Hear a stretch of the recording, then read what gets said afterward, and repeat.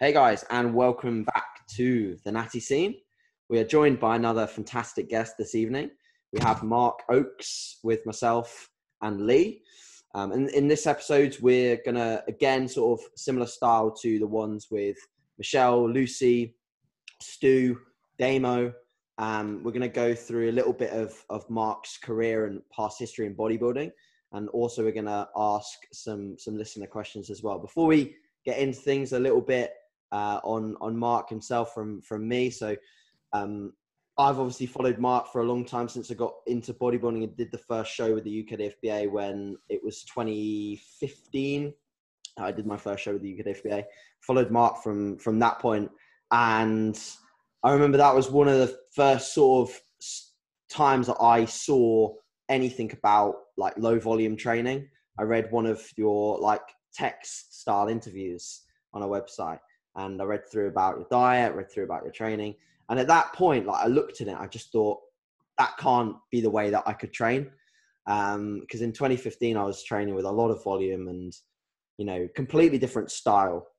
And then in 2016 and 2017, I did the same thing until I then flicked a switch and started to realize that a lot higher level people were doing that style of training. So that's a little bit of a background as to how I got into following Mark. And then luckily enough, obviously, through my affiliation with the UKDFBA in terms of being at shows and just being present with the team, especially going to Worlds, I've been lucky enough to get to know Mark a little bit more, spend some good time with him, train with him. So yes, it's been a pleasure getting to know Mark a little bit better and quizzing him on his bodybuilding journey. So it's a pleasure to have you here, mate, and I hope you're doing well. Pleasure to be here. I think you missed the fact that we've actually shared a room twice at Worlds, but okay, is this the PG version of the podcast? Okay. I think the listeners are now way more interested in following based on that, mate. So I think to kick things off, I'd like to just get into a little bit of I mean, I'm sure you could go on for quite a while on this specific question, but a bit of a background on yourself, sort of how you got into the sport of bodybuilding and where your journey really began competitively as well. Yep, no problem.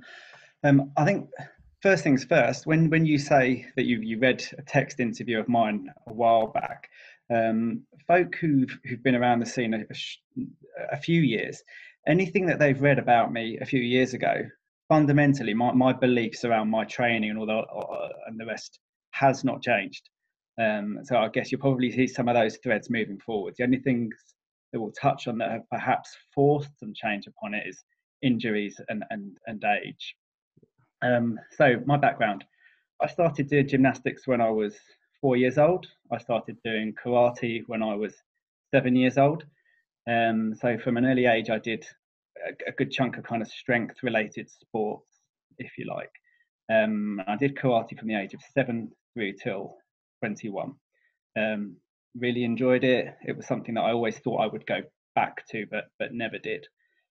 When I was at school, I went to secondary school that was very much a rugby playing school, and they had a gym at the school. So when I was 15, found my way into the gym for the first time, largely fueled by friends of mine who were going youth hosteling on their push bikes, which back in the day was a thing that people used to do in the summer holidays.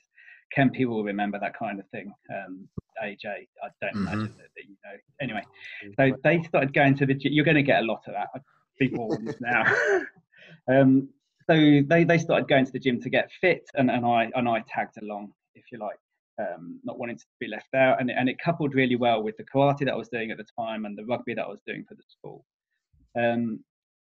Loved it straight away, if you like. Then I fell into training at the local YMCA, and that was probably quite a critical time for me, really. So I would have been in the sixth form. I think I'd have been 17, that kind of age, and started training with the guy who was the manager at the local YMCA. So he was a young guy, relatively speaking. He was like 21, 22, so my kind of age, more or less, but was already married. I started training at the YMCA. And at the time, he was competing within the ANB. So the ANB at the time was the only natural bodybuilding federation, natural drug-free. I'm not going to split the hairs, but the only national federation at the time. And he was competing as a novice, and he qualified for the Britain the once. So I started training with him. Really felt like I was living the dream at the time, because I was training at the YMCA. I was also training at Lily Road in Fulham, for anybody who knows that part of London. I think Lily Road is still there as a council run place now. Quite a hardcore gym back in the day. And I just want to check, can you hear me? Because I've just had a flash up that my internet connection is unstable. You're a bit like. Have you still got me? But I can still hear what you're saying, mate. So keep Yeah, going. we're there. We're all good. Let me. Okay, all right, that'll fix that. So Lily Road. So I used to go and train once a week at Lily Road, sleep on Darren's floor, and he used to drop me back in at school the following morning. So as far as I was concerned, this was like Rich Gaspari training at Gold's Gym in Venice. So I was completely there. Started competing at the age of 19, egged on by this training partner I had and another guy called Julius Francis. Lee, do you remember Julius? I remember Julius. If it's the Julius. Yes. So he won the AMB Britain about 1,000 years ago. Big guy. So I started competing at the age of 19. Since the age of 19, I competed more or less every other year. I competed when I was 19 and 20, so 2 years in a row. Then pretty much every other year, right up until 2007.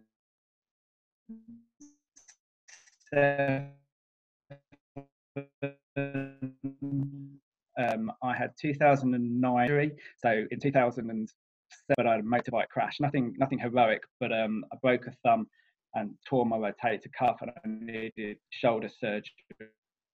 So that put me out for that year. So I returned to the stage 2011, and competed in 13. That's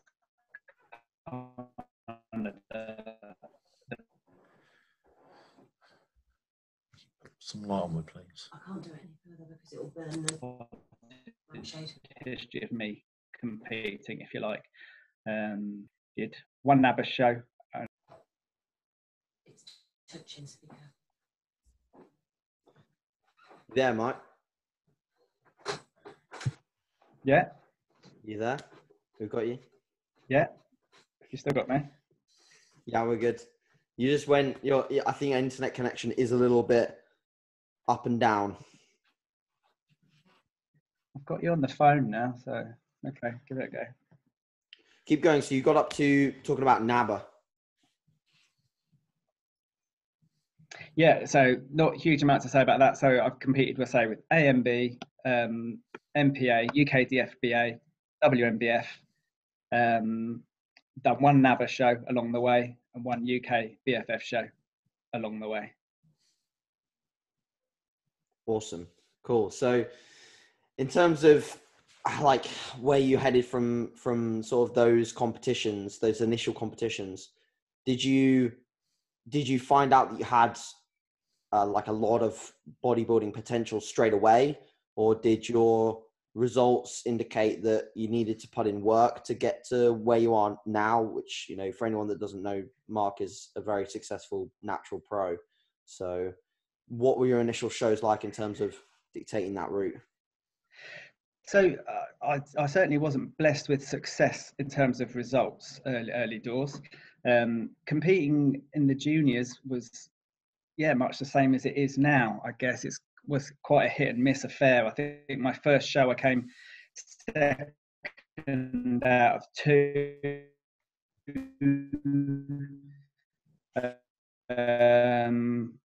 Went to the 5, second or third out of 5 or something. Following year, I think I came second out of 3 or something at the qualifier. Came third at the final. Came third to Pete Chown, who went on to do some decent stuff naturally, and Sai Fan, who's been in the news recently, was in second place. So Sai, he's been in the news recently, and I'm sure all the bodybuilding community are glad to see him fit and well, because he was in hospital with coronavirus, and certainly was taken quite badly. Anyway, so I competed against him back in the day. Then I went on and competed as I think a light heavyweight. So 5 weight classes as an amateur, and I was competing at kind of high 70 kilos, that kind of weight, and not really placing anywhere. I'd normally sort of qualify for the finals, maybe that kind of place. I did a couple of like an open UK show where you just turned, it was like a one-off show. So I never did brilliantly. I was sort of there or thereabouts. I'd like to think I wasn't making up the numbers, but I certainly wasn't winning. I would argue that I don't have a lot of bodybuilding potential, a lot of potential for bodybuilding even now. I don't think I am blessed with a great shape for bodybuilding. I think what I have got, and this isn't a useful skill solely for bodybuilding, this is an asset throughout most parts of my life, is that I am incredibly stubborn. And when I put my mind to something, I will keep going. And as you know, AJ, and people who've seen how I diet, it's basically, that's my plan and that is what I do. And when I'm dieting, that is what I do. And when I'm training, that is what I do. And I will not stop. And I think a lot of that was born out, in all honesty, out of, part of that is internal, and part of that is born out of the style of karate that I did from a very young age, and the way I was taught at that, 7, 8, 9 years of age.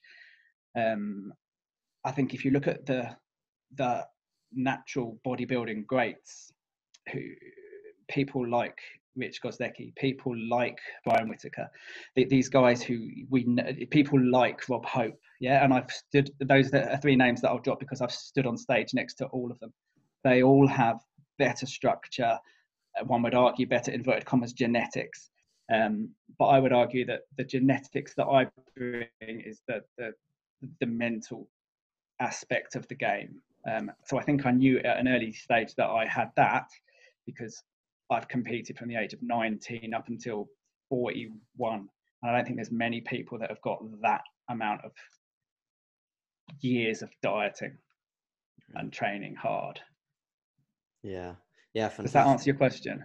Yeah, definitely it does. I think, and it's good information. It's good for people to hear that, because a lot of people in this day and age, especially newbies, like people who are starting, that they have this art of comparison straight away, because they're not just stepping on stage and comparing themselves to other athletes like you were when you're 19, 20, but they're posting a picture on social media and then they're seeing someone else post a similar rear double bicep or front lat spread, and they're thinking, well, they've got a smaller waist. And also, you add in the fact that people can filter or edit photos, and it's just an absolute minefield for a lot of people.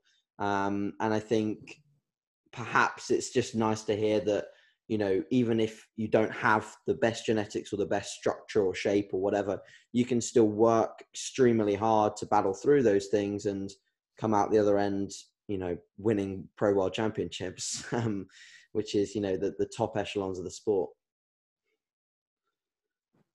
Awesome. Hard work will win out often, unless you have hard work and genetics. It's said many times. I can't remember what the expression is. Hard work beats talent when talent doesn't work hard. Through this today, if you push the right buttons, I'll offend. Yeah. Do you know what I mean? One of the things that pushes my buttons is people who want to start training today. Imagine they're going to qualify for the British final tomorrow and I'm like, look, I get that natural bodybuilding is a very small thing within bodybuilding, which is a small thing.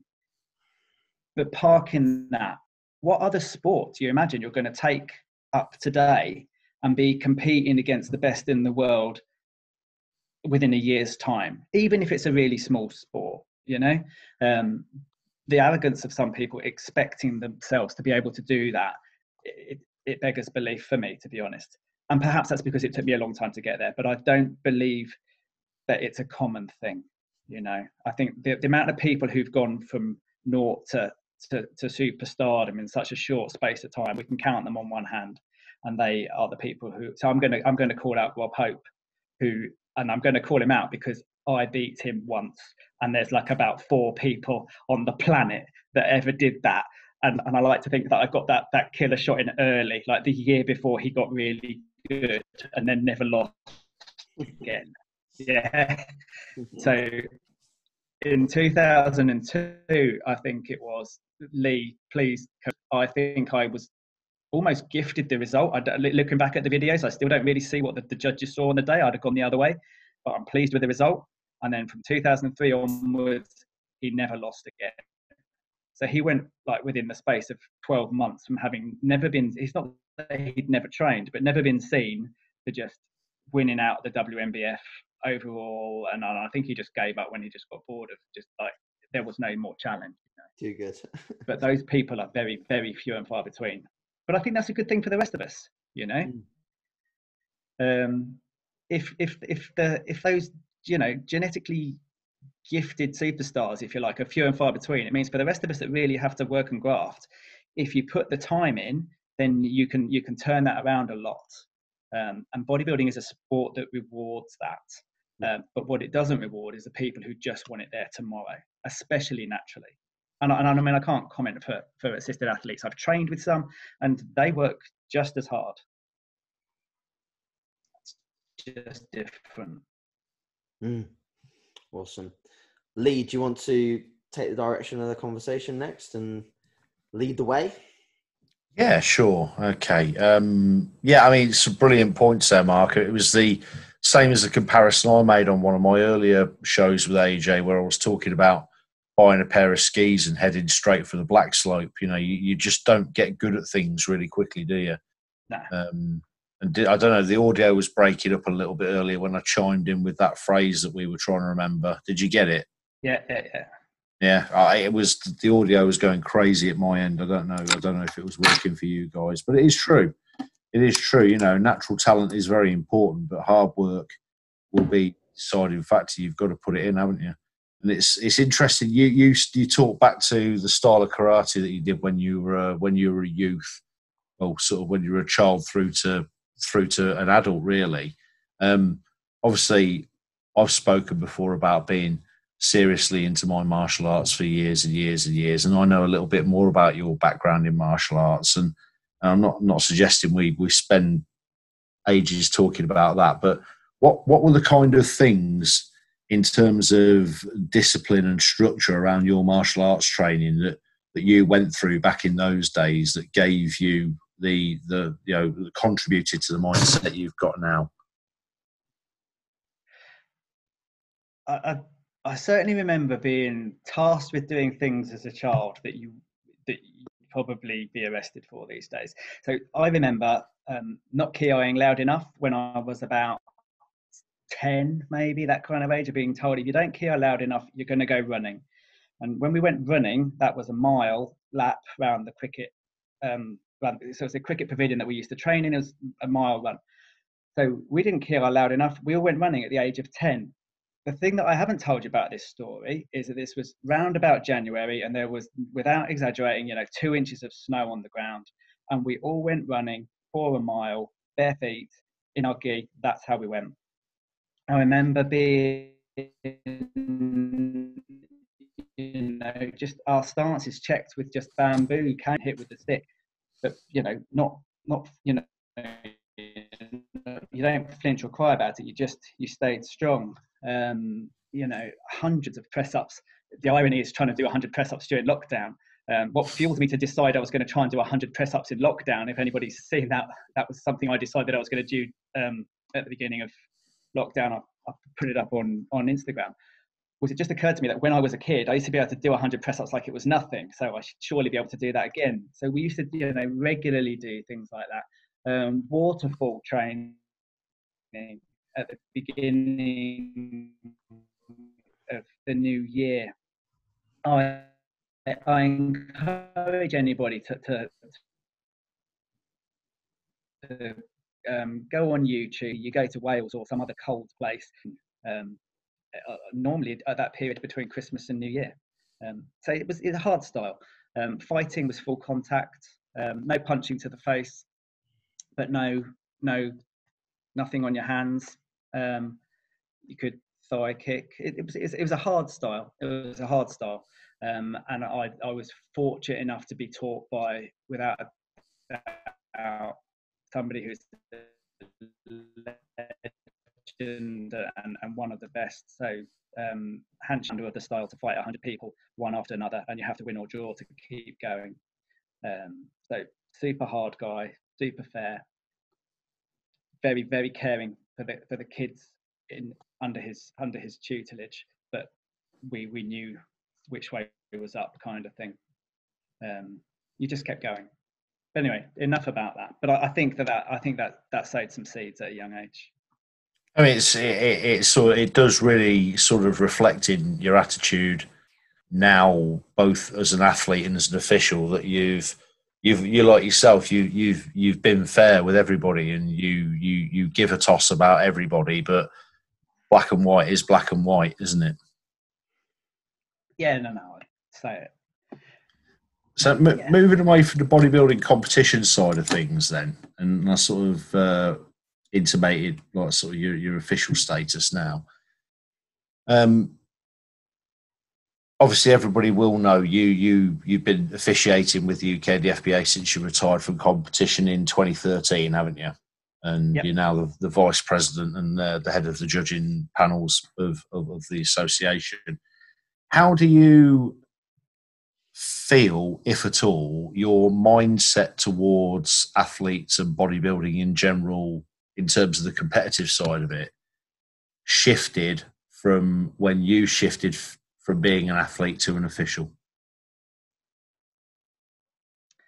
I'm not sure if I'm understanding the question. My mindset towards the athletes didn't change at all. I think the advantage that you have as a judge, if you have competed, is certainly one of empathy. I think it's also one of knowing, with the greatest of respect to the athletes, when they're taking the mick, basically. So we ask people to hit the poses, we expect people to hit the poses, and I can tell when people are taking the mick. I'm going to be the one who doesn't swear, by the way. I know you're keeping track. I will be the one who doesn't. So you know when athletes are taking the mick.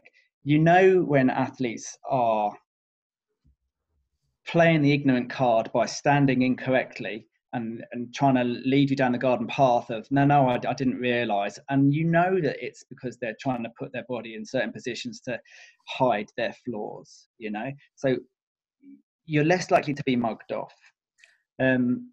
Equally, you recognise perhaps more than some how much effort it takes to stand on stage.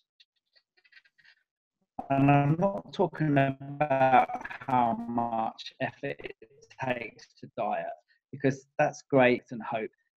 I don't care how much weight people have lost. You know, when people at the weigh-in or afterwards, they ask for feedback and I should have done great because I lost 4 stone. Well, I absolutely don't care, in all honesty.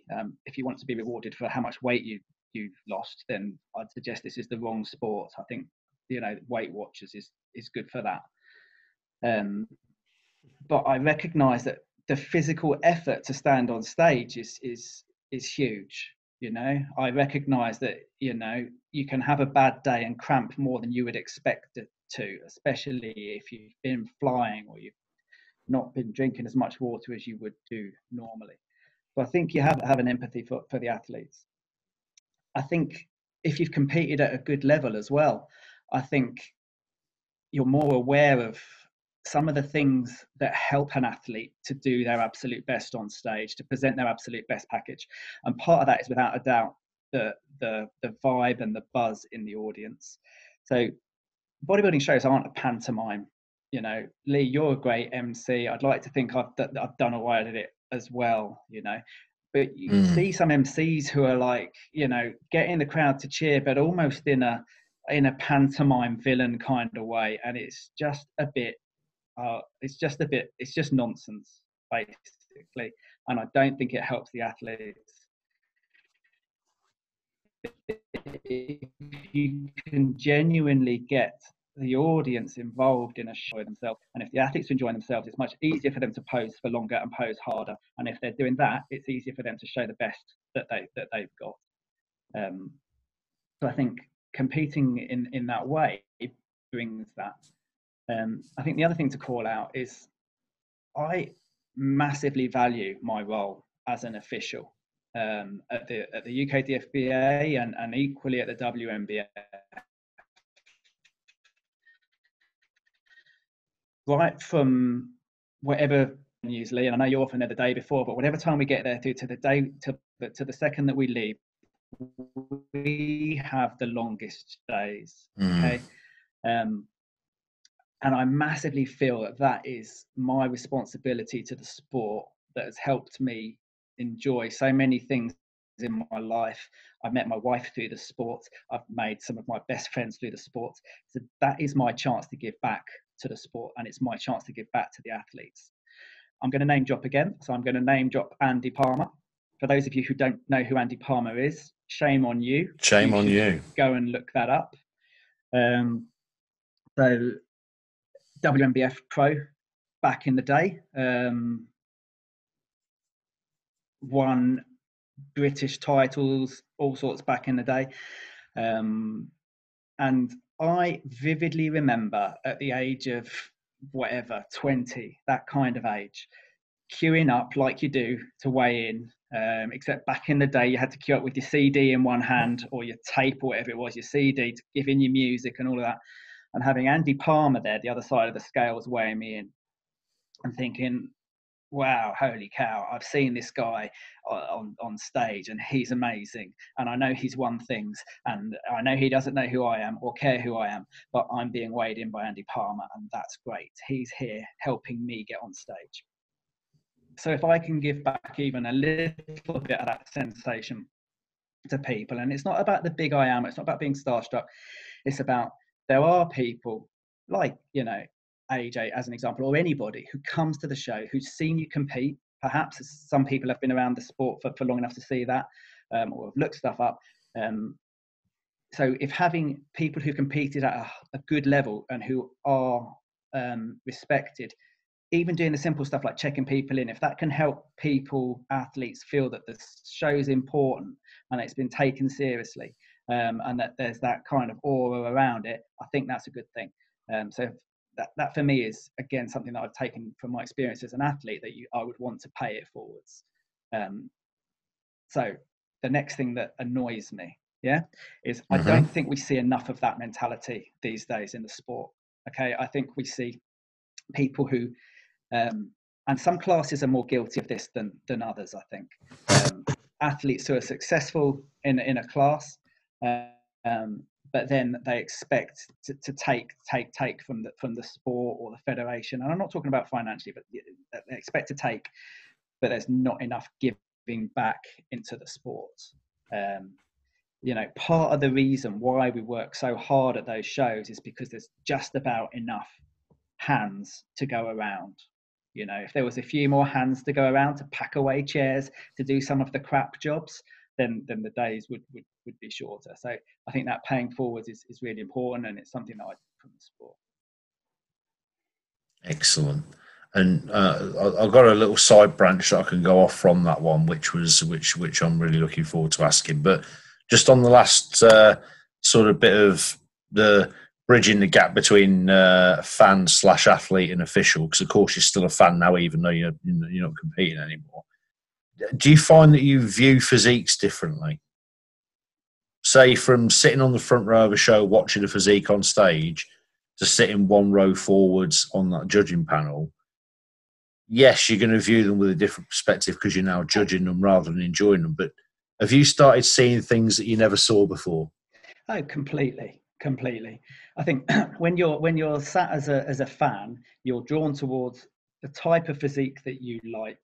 You know, so if you grew up watching videos of the 90s bodybuilders and you liked Leela Barda, then sat in the front row, the Leela Barda-esque physiques are the best ones.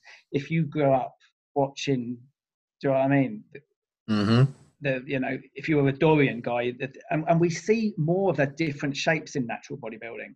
You know, I think you could argue that the Olympia clearly, I think it's overused when people say they all look the same. They don't all look the same. I think if you think they all look the same, then you don't know what you're looking at.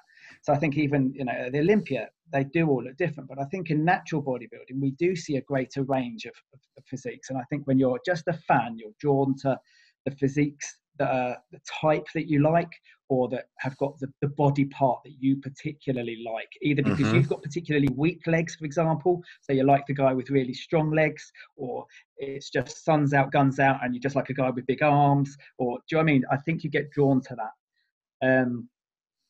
I think front row of the audience, it's very easy for people to just go, he's got shredded glutes, he should win. Judging in the front row is not that simple. Because it's not about one body part. It's not about one outstanding body part. It's not about one lagging body part. It is about the whole thing. So I think you see it certainly differently from the front row. Not just in terms of you actually see it differently. Do you know what I mean? That the lighting does look different when you are literally sat. Do you know what I mean? A meter, 2 meters from, so it physically looks different. It looks different because you're looking at the physiques in a very different way. So you're looking at them objectively. And I would argue that 95% of the people, probably more in a bodybuilding audience, for them to look at it objectively is almost impossible, because they have come with someone, they've come to support someone. And the closer that relationship is for them, the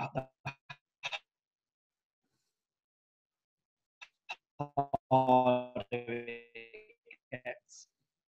Like if it's their husband, wife, partner, whatever, son, daughter, whatever, very hard to be objective. If it's somebody who you've been following their journey on social media, perhaps hard to be objective. So, but as I have no friends, I don't follow anyone on social media, so it's easy. Do you know what I mean? I don't care.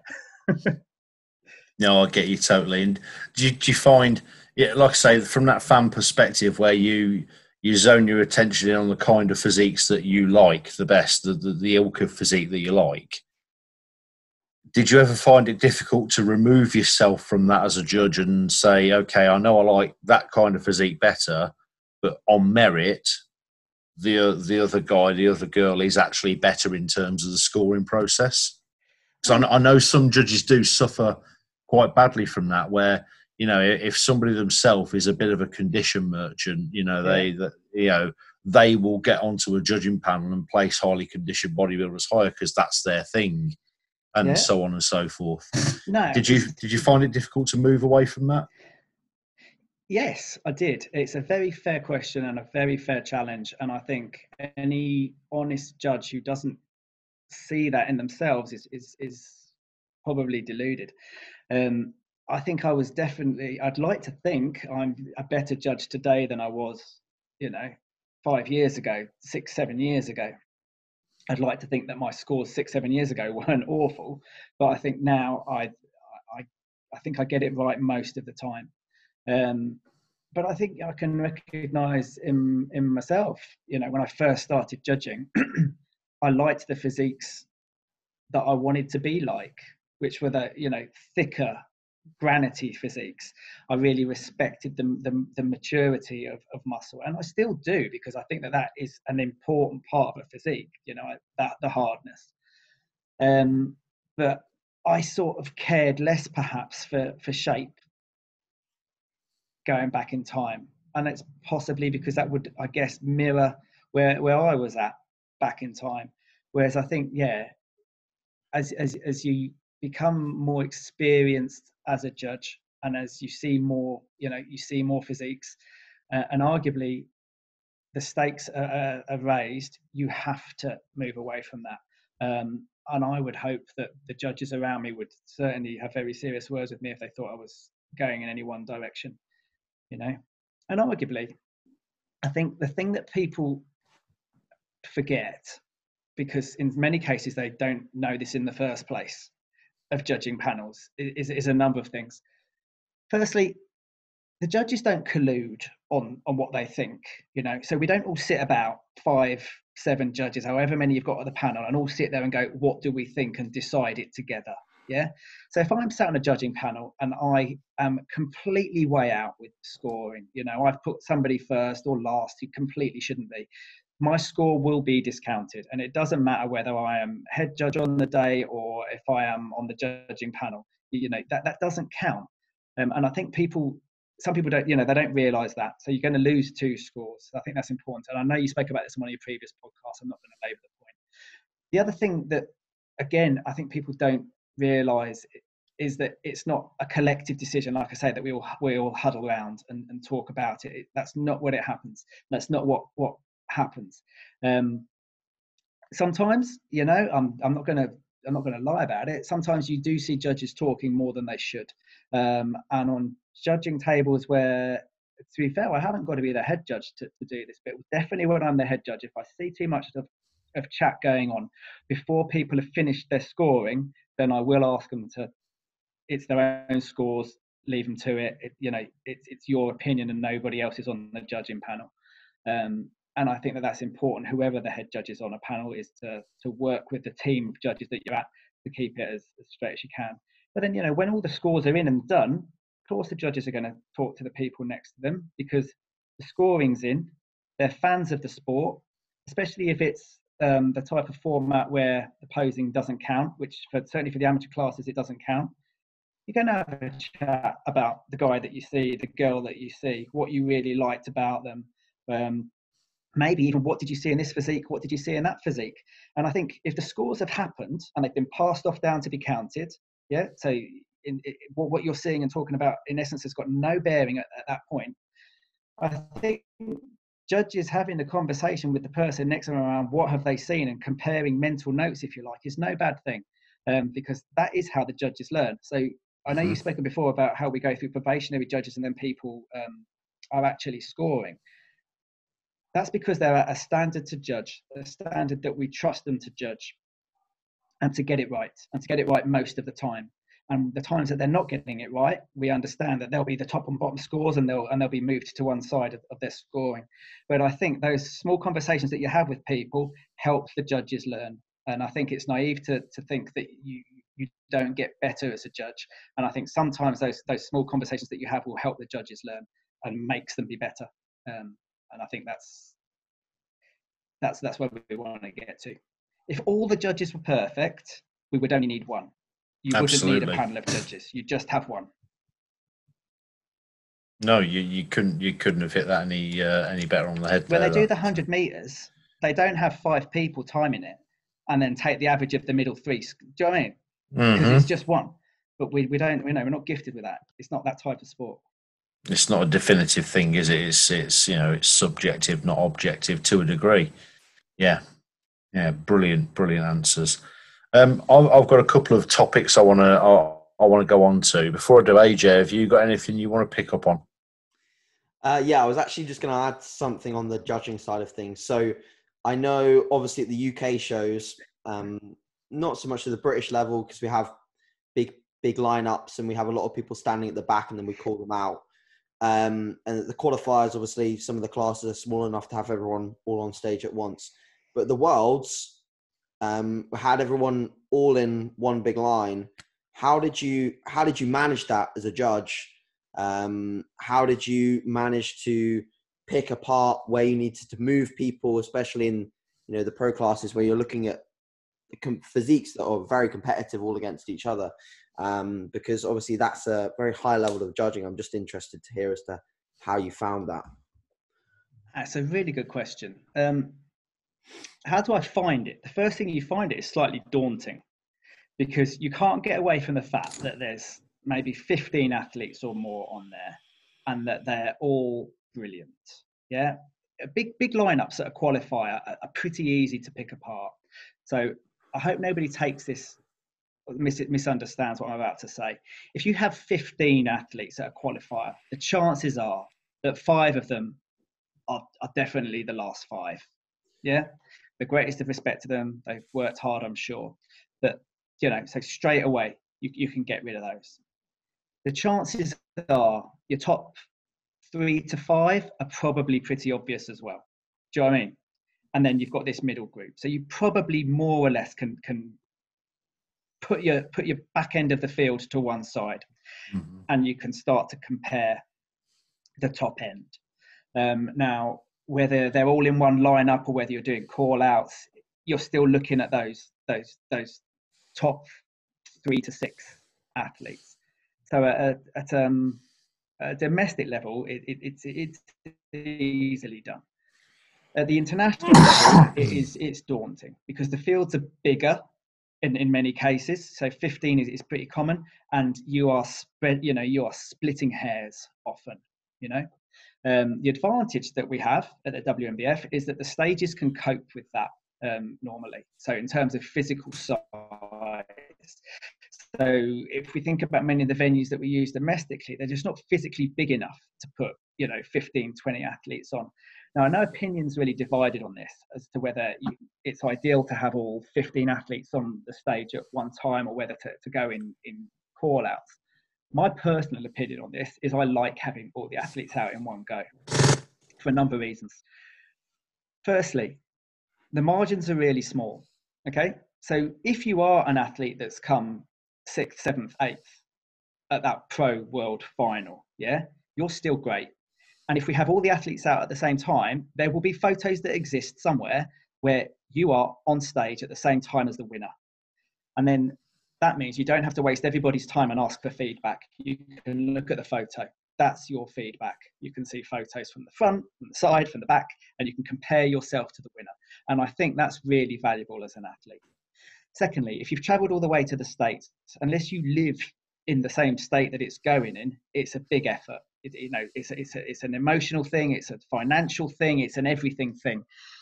If you're in a big lineup, you're in every call out. So you get your best value for money. And I don't mean financially. I mean, in terms of the experience, you really get to live that experience. You don't just get, I'm in one call out because I actually came 10th, but it was the world stage. But I did one call out after flying 3,000 miles and went home. That you don't have any of that. So again, another reason why for me, those big long lineups really work. And the lighting is normally good and consistent all the way along. As a judge, I don't approach it any differently to any other way. In the States, the way that we do it is slightly differently to the way that we do it in the UK. And it's got its pluses and its minuses. I believe it's got, in some ways, more minuses than, well, actually, it's kind of even keel. Because at the WNBF, I would argue that all the judges are a really high standard, because they're all head judges or whatever of their local affiliate. The way we do it in the UK is most shows is I'll head judge and Lee will do the MC. And that allows us both to focus on one job. Because as we know, multitasking, especially for us blokes, isn't a great thing. So Lee can do the MC thing, he can do a great job of it, he can talk about the athletes, he can control the athletes movement, do all of that, and he doesn't have to at the same time be thinking, well, what's the first call out going to be, who am I going to place, where am I going to place it? I don't have to think on the mic about entertaining the crowd, what's the next part, any of that stuff. I can just focus on the judging and I can be very clear about what the first call out is. The way it's done in the States is that as the head judge, you do not keep a scorecard, which the first time I went there completely threw me. I was like, this is I just couldn't get my head around it. So in the States, they still have the same thing of having an odd number of judges, an odd number of scoring judges, and then they have the head judge. So the head judge will be on the mic, which is why you'll have heard me babbling on the webcast or whatever. Odd number of judges. The head judge has the mic, and the head judge does all the comparisons. So you are responsible for shuffling the line.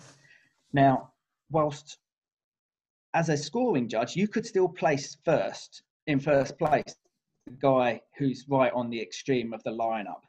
But it's going to be a very bold judge that does that because you'd be properly pushing against the tide. The head judge is responsible for organising the athletes to the centre who he or she feels because in my case, who I feel are the lead athletes, and I'm responsible for putting them in the middle. That's, again, you're not so arrogant as to think that that's always right. And if the other scoring judges want you to move it around, you can still do that. So even with those big lineups, you adopt the same approach of going, right, who fits the criteria that the closest? And let's get those people to the middle. The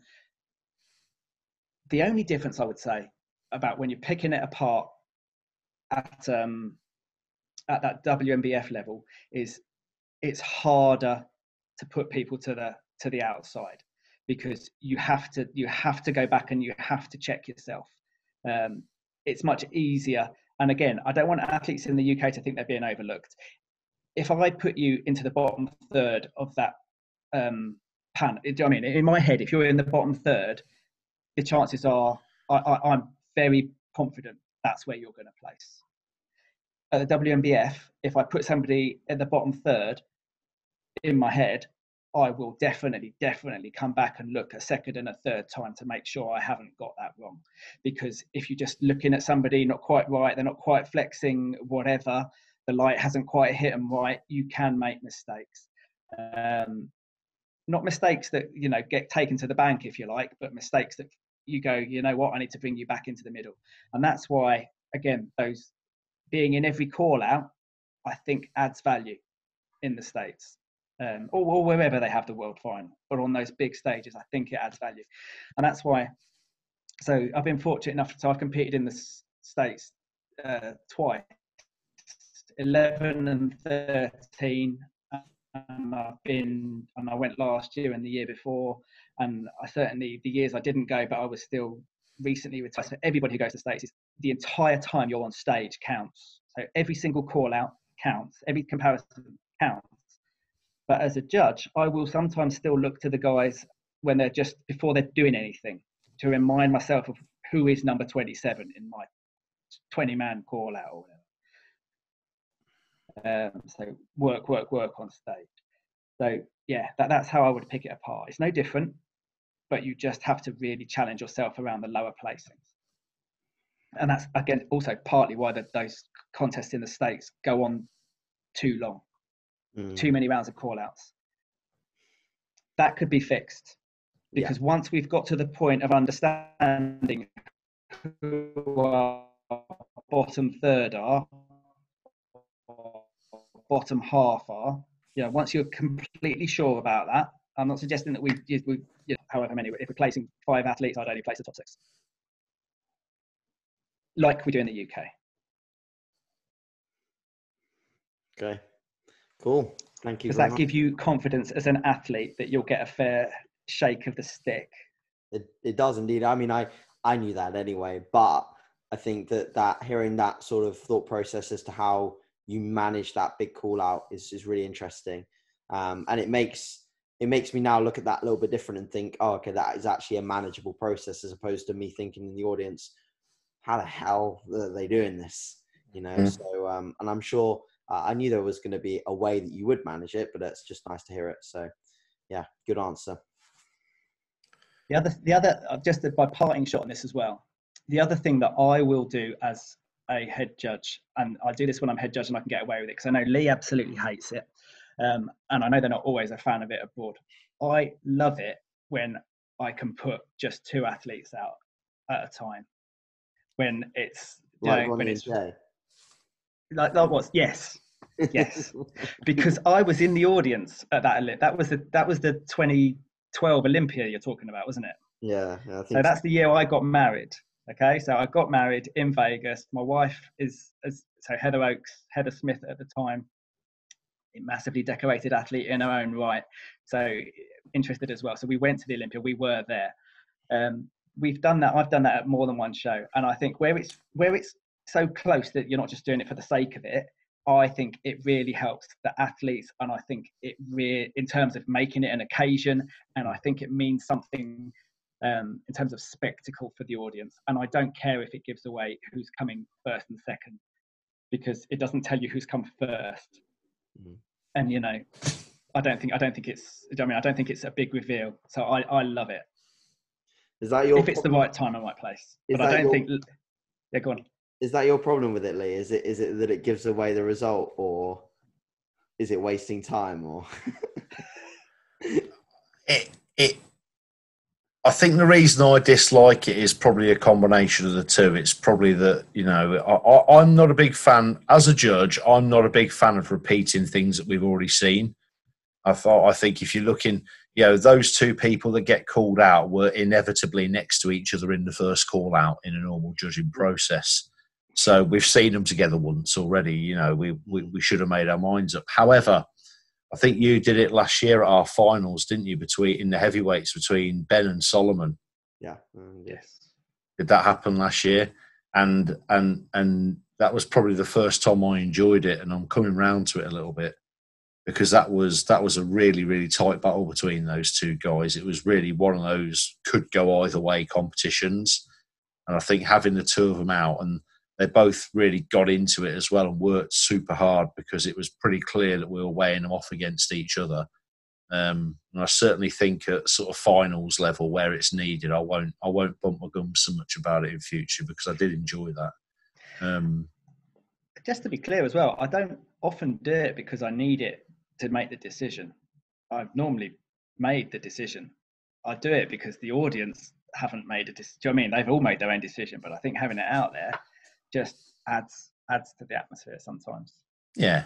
And I'd agree, because the crowd really picked up on it as well, didn't they? They really loved it. They really loved that we did that. And I certainly think at the finals, in the open classes where the guys are really, really good, I think it's well worth doing.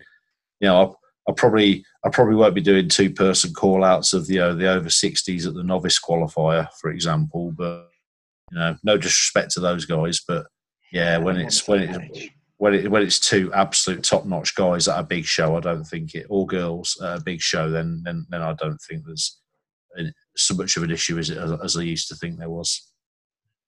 But that's one of the interesting. That's one of the best things about Mark's and mine work. Mark and the working relationship that Mark and I have is that our differences in opinion or differences in the way we do things, and you'll probably agree with this, Mark, bounce really well off each other, because sometimes we do things that I wouldn't have thought of doing because Mark's mindset is the opposite and would suggest something, and we take each other's sort of thoughts on board, don't we?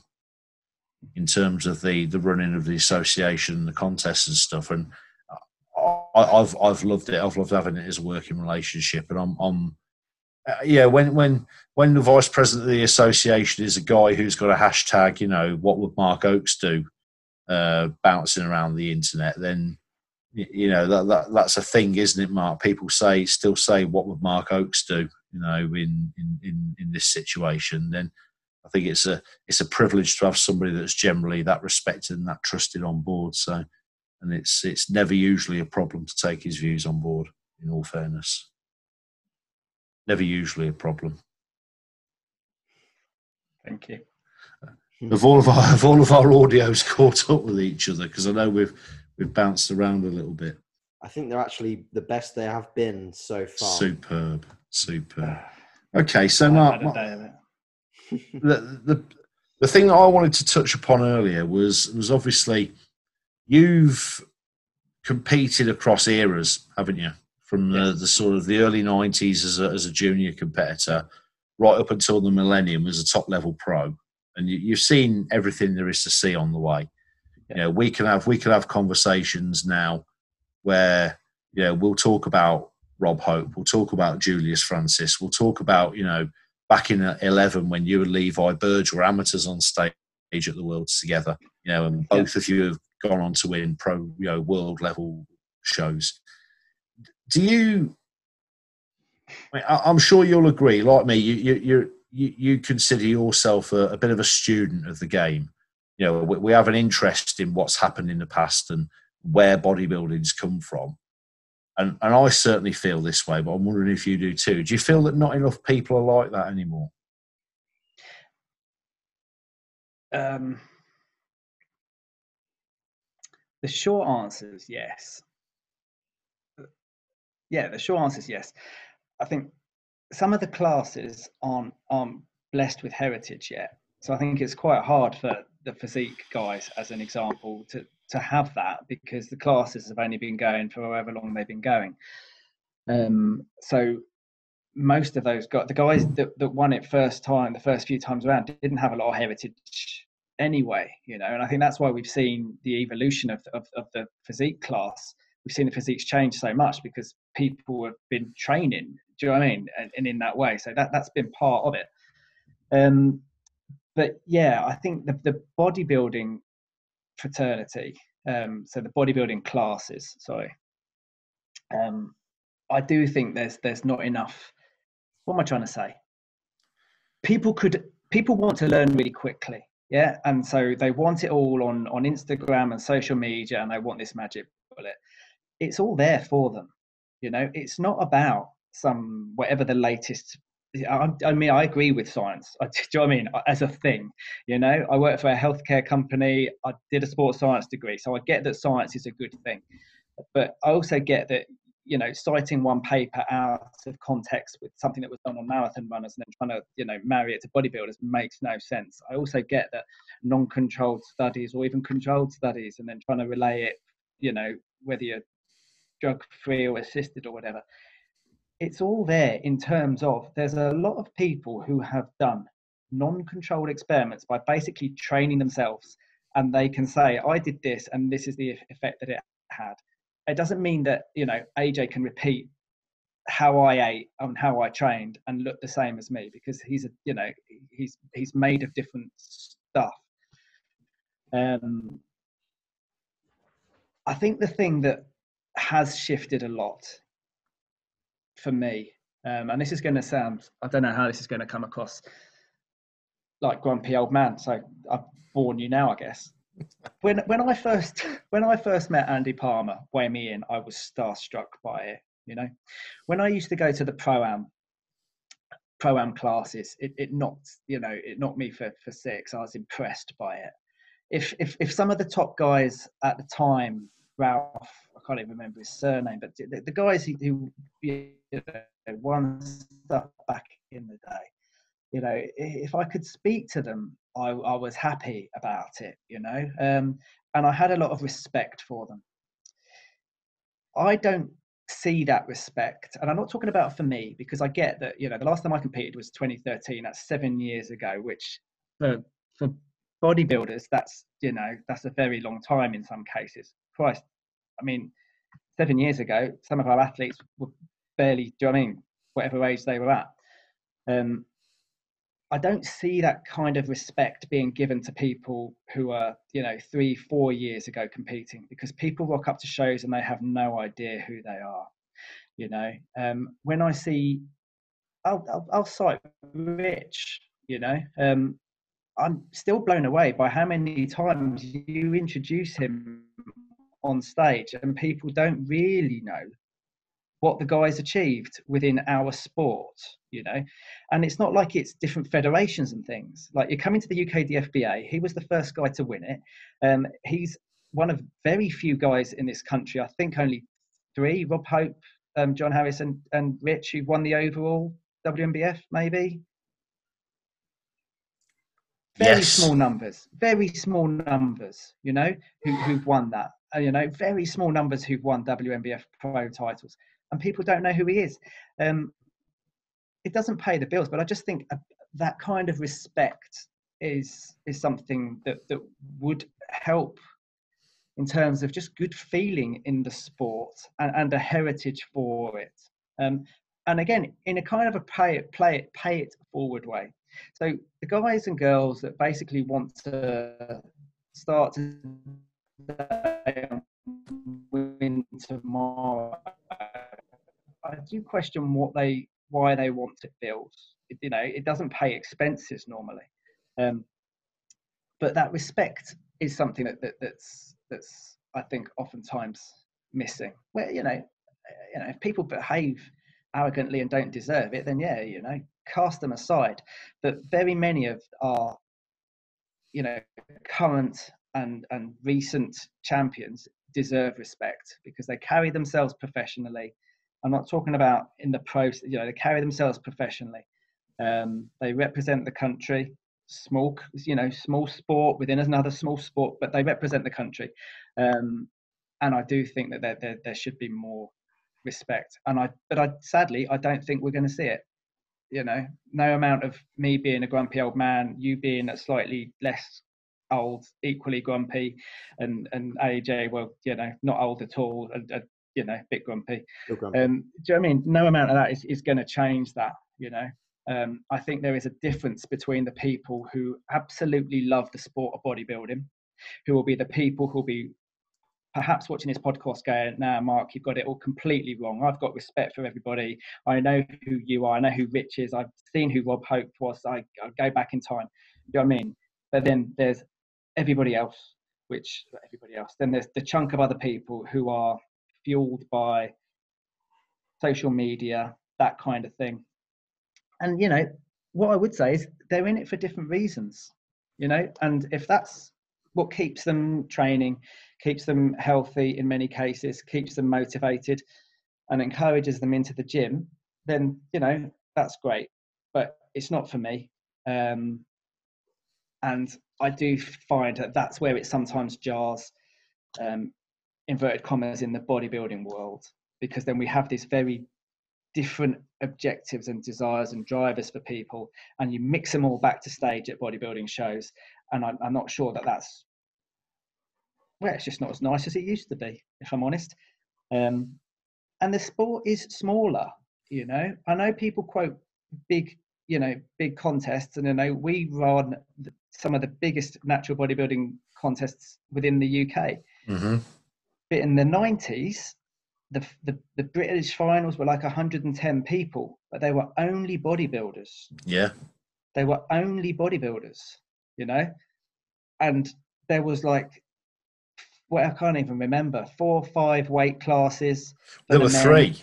There were 3 weight classes, like yeah. The women's bodybuilding, a teen class that there was nobody in, the juniors and a novice, and that was it. And you'd get to 110 guys and girls, very few. Do you know what I mean? And that was there. So the lineups were huge, weren't they? Yeah, and thick, deep. But anyway, so to answer your question, yeah, I think that there's less students of history, and I do think there's a lot to learn from some of those people.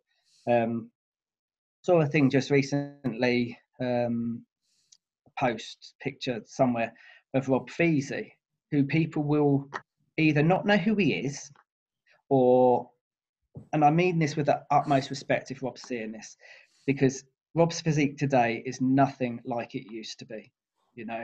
So if they know Rob Feasey today, they'll have seen him competing as an over 50s and doing all right, yeah. But Rob Feasey, when he was at his best, was an ugly physique, and he still is, but he was unbeatable because he was the first person to get in great condition, but he had a ton of muscle. It wasn't aesthetically pleasing the way it was arranged, but he had a ton of muscle. And at the time, I wasn't judging, but the judges couldn't see past it because he had a ton of muscle and condition. So, all right, he didn't have good shape, but he certainly had 2 of the 3 things that you're really looking for in bodybuilding. Most people have got no idea who he is, you know.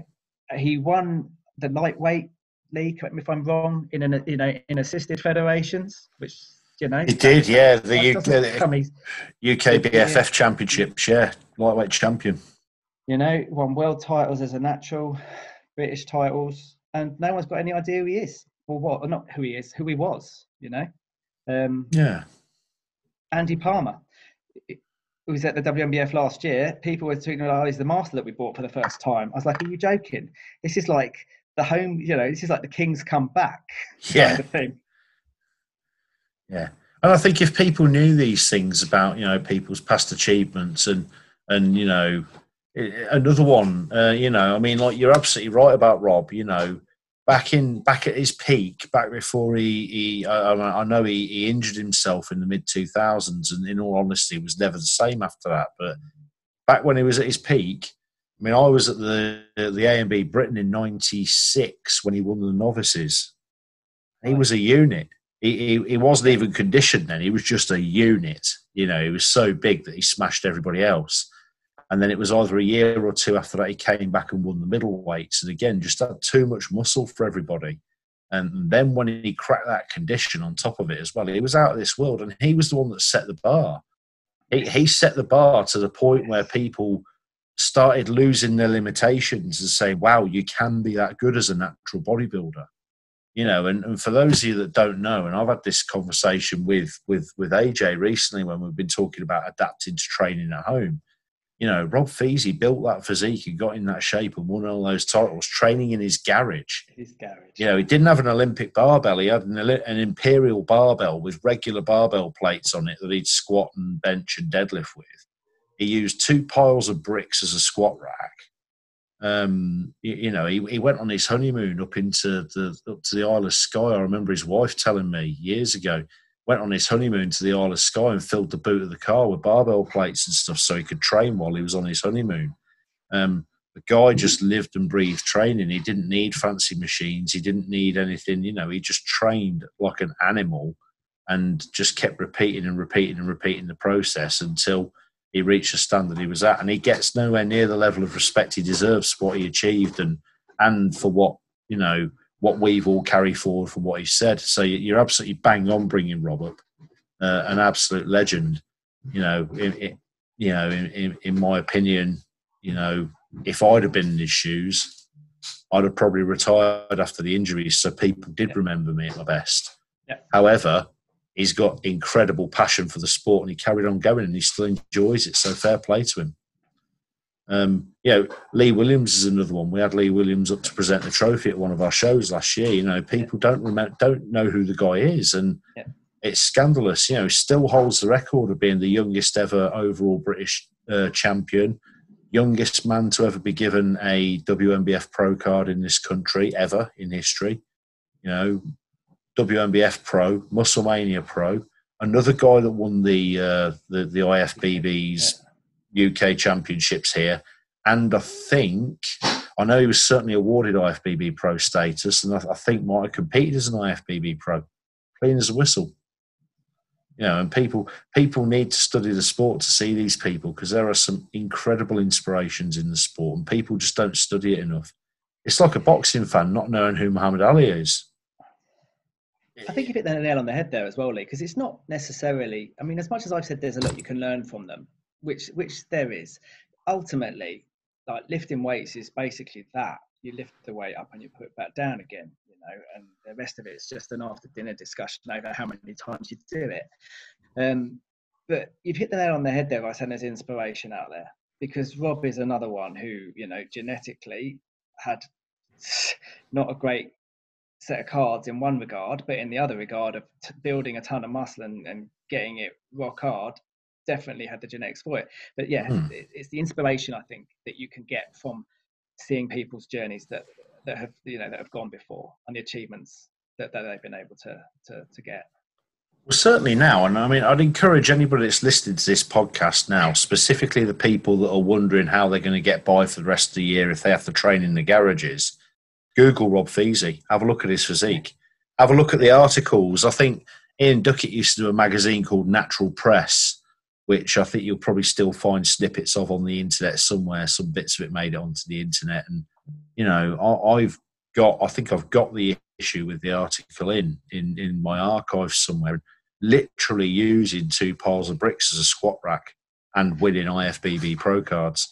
You know, if anybody ever needs any encouragement now more than ever, that you don't need to be in a gym using pieces of equipment that cost $5,000 each to build a half decent physique.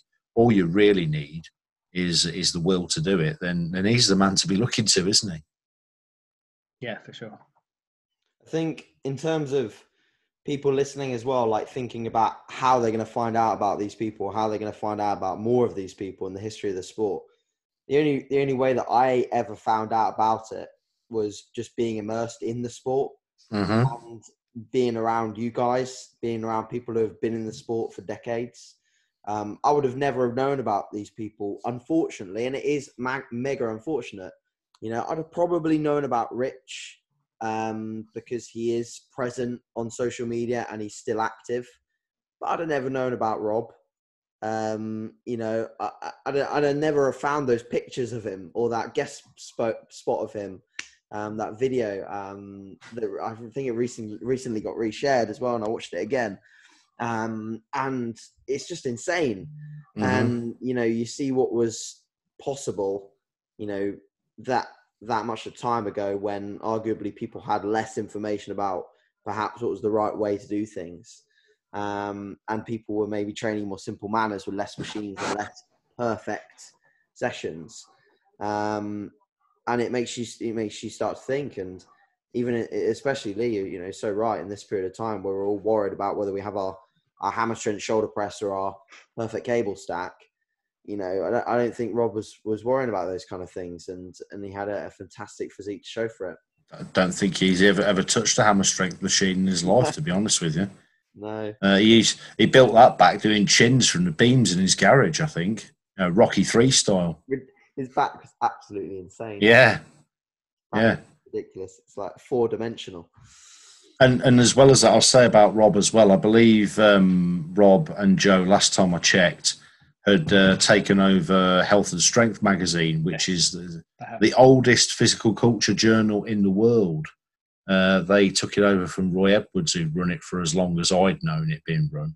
But, you know, Rob, so passionate about physical culture in general and about the history of the sport. You know, he didn't want to see Health and Strength run onto the rocks when Roy retired, and he took it over himself. I don't know, I haven't seen it for, you know, a little while, but yeah, you know, that's a guy who was just mega passionate about bodybuilding and just wanted to be the best he could be. And yeah, not a nice fellow with an incredible contest history. One of the true legends of the sport in this country, without a doubt.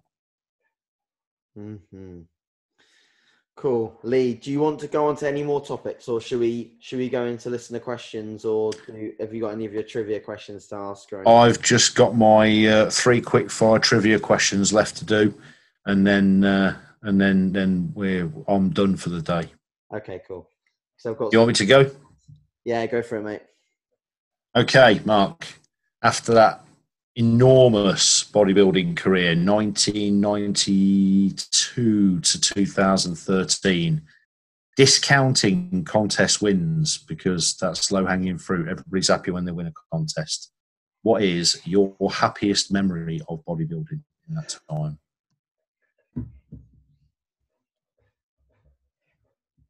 Is it a technical foul if I say seeing my wife win? That feels like that's probably a technical foul, isn't it? No, it's not. No, not a foul. That would be that then. That it would be that. Watching Heather win British title, 2013. I was going to say which one. She's got 3. She's got, yeah. It would have been the 2013 one, because I had won the British also on that same day. So. Well, for starters, I didn't think it was going to be much fun going home if one had won and one hadn't. But no, that's not the case. You know, all joking aside, it was an interesting one because I felt confident going into that show. It was more of a fear of losing than the other way around. You know, I was just more of a sense of relief to have won it because I felt like I was going to win. And I, you know, was very conscious of that. You can't be objective when you're that close to the person, you know. So I had a mile ahead, but do you know what I mean? I was aware that I probably was going to think that anyway. So yeah, I think it would be that. It would be that. And my second one I'm going to have won was the first time at the WNBF as head judge, where the reality of having to do the mic hadn't completely dawned on me. When they just went, here you go. And I was like, okay, so I'm doing that, am I? No problem. And there's like 10,000 people on that webcast as well that dial into that live. So yeah, that focused the mind a little bit as well. Yes, I was super proud to represent, you know, UK DFBA, you know, the federation at that level. And for me as a judge, I was yeah, Kodak moment. I really enjoyed that as well. So it'd be that would be, you know, it'd be those 2 things. Brilliant moments. How about then the funniest thing you've ever seen happen at a bodybuilding contest, on or off stage? Yeah, I mean, I heard Lucy. Michelle last week talked about, you know, people getting drunk backstage. That's just standard fare at many shows, isn't it? Actually, the only one that did tickle me slightly, I'm not sure if you were there, but Neil Ashley was definitely there. So again, another guy who used to compete very successfully, naturally, back in the day.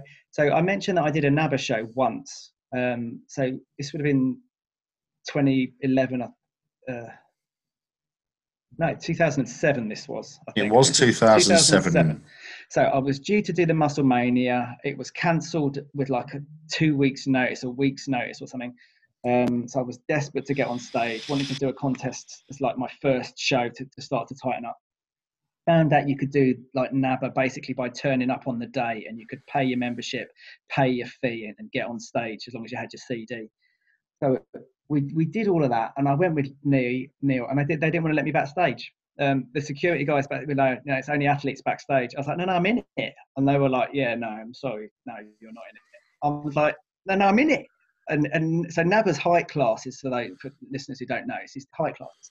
So I was in like the quite short but not really short class, I think. Class 3.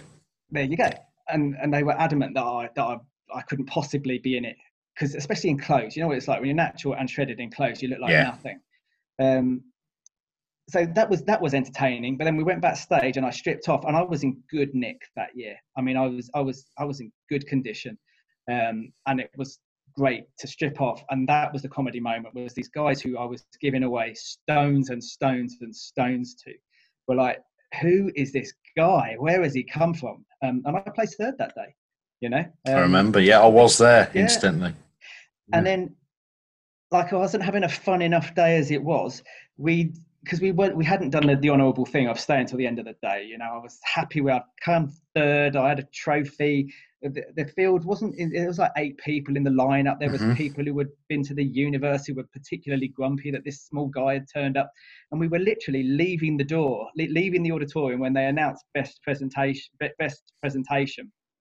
And that was me.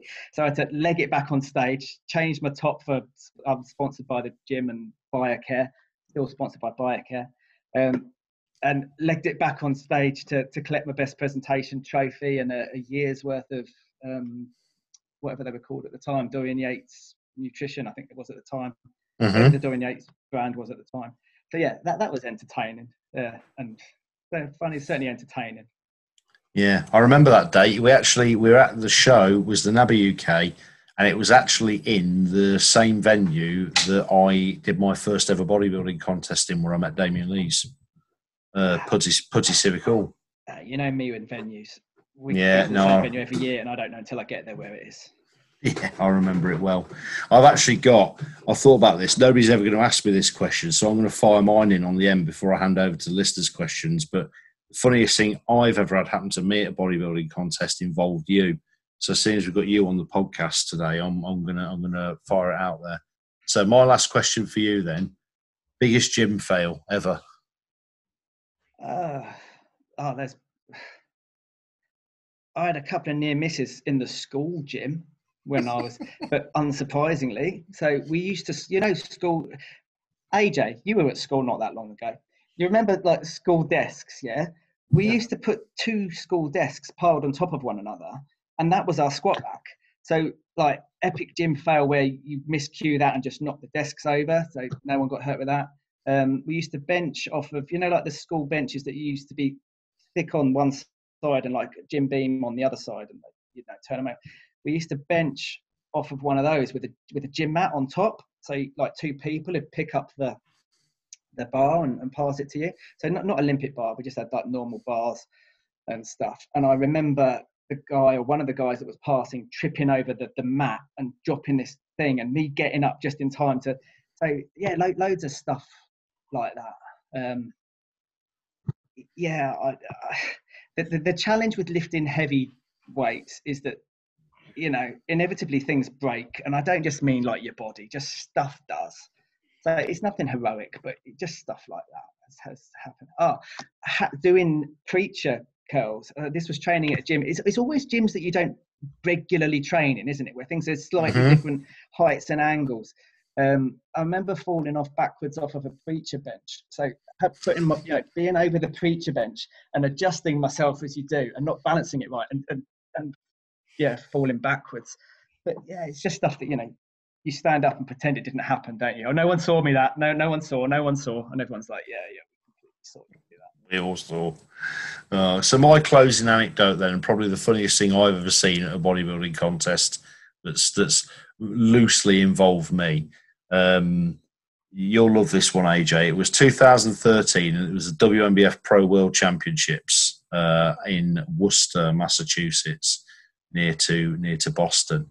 And as people who listen to this podcast will probably gather, Mark's an all business kind of guy. When he trains hard. You know, he's still got that get the job done mentality that, like we say, from the karate and running in bare feet in the snow and sticking to the diet no matter what. You know, there's one way to the bullseye, and it's a straight line, and that's what he does.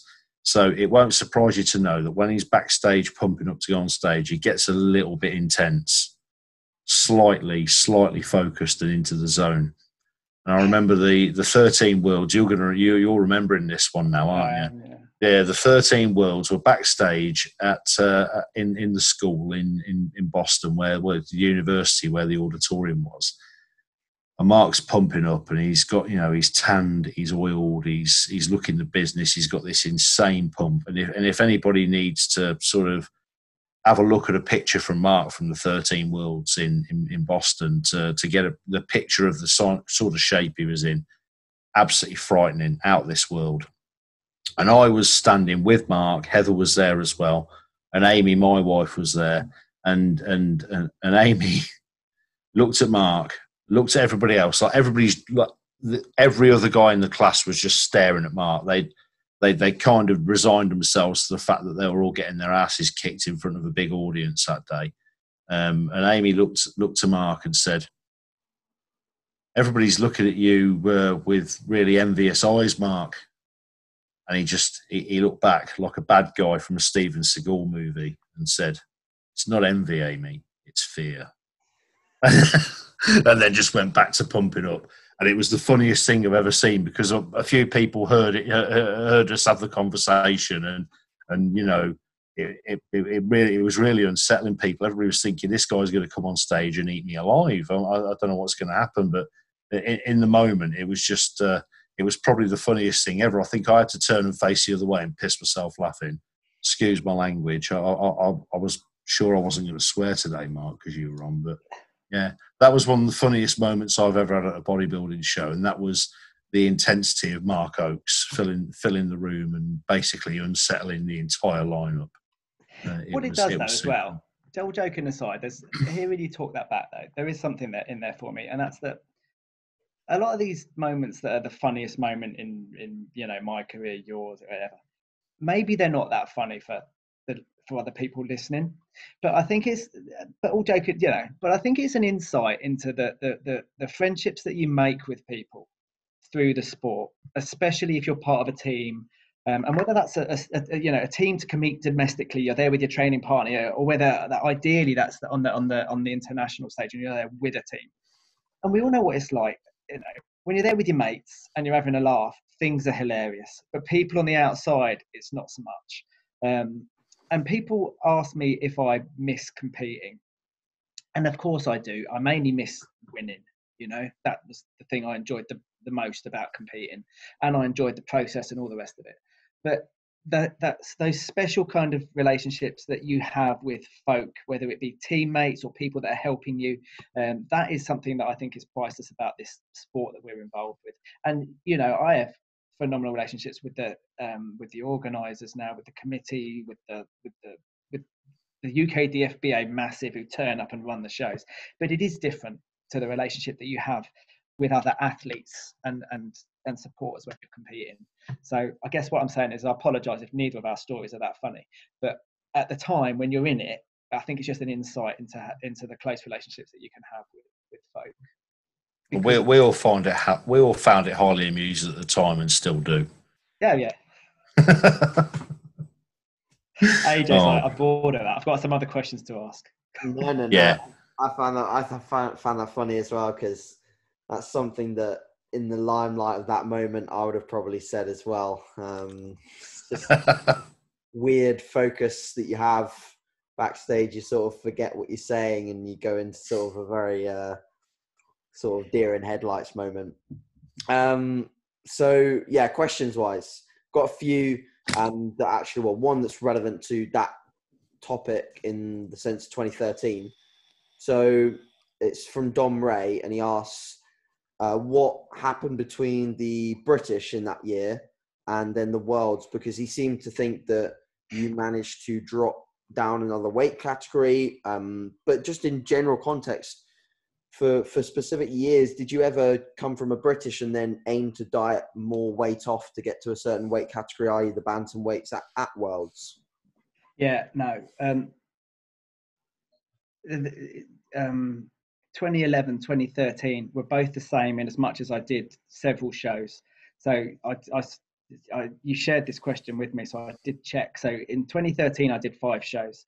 And in 2011, I did a bunch of shows as well. With my intent always be to do kind of like a sighting lap first show, one that do you know what I mean? That I want to be good at, but I fully expect that I can't be at my best. It's not that I don't even want to be, it's just that I can't be. I absolutely believe I have to be on stage more than once to be at my best. That you know, tightening up, slight rebound, it allows you to just check that you tan. I mean, you might have used the same tanning products the year before, but your skin might respond differently. All of those things. I think you have to do a low-hanging fruit show. And for me, the last couple of, you know, those have often been assisted federation shows because, well, it's all up for grabs. No one expects me to do all that well. Who cares, kind of thing. So I always tightened up after each show. Between the British and the WNBF in 2013, I was 9 pounds lighter. But what I would say is I think that's slightly an inflated weight loss. And the reason why I say that is that the weigh-in at the British would have been, so we'd have got out of bed, we'd have had breakfast, we'd have gone to the venue, and we'd have weighed in. So I would have had food inside me and all the rest of it. Yeah. The weigh-in at the WNBF was an interesting one in 2013. So if you've seen photos from 2013 and the overall lineup, which is actually my other Kodak moment of the 4 guys in the overall lineup for the pose down, is that there were 4 guys in that lineup for the overall. And it was at the time, the first time that had ever been the case, as I understand it, for the pro lineup. And the reason for that was that when we had the athletes meeting the day before, the lightweight class was going to be ridiculous. It was going to be like 25 athletes or something. Mm-hmm. So they were like, right, we can't do this. There's just too many of you. So we're going to weigh you in. So I got weighed in first thing in the morning, and we'd flown the day before. So I drank gallons and gallons and gallons on the plane. Very much of the mentality of I will make sure I don't hold water by just flooding myself. And I've never had a problem with holding water on the plane when I've flown transatlantic, because I've always done that. And I drink a lot of water when I'm dieting anyway. So I drank. And then I'd been up all night weeing and had insisted, and I'd made sure that I didn't eat anything or drink anything first thing in the morning until I'd weighed in. Because what we knew they were going to do is basically split the lightweight class into 2. And my rationale was I want to be at the top end of the lightest class, which is normally where you would rather be, and I also knew that was going to separate me from Levi Burge, who is built like a tank, and I don't really understand how he's ever a lightweight or how he ever was going to be a lightweight.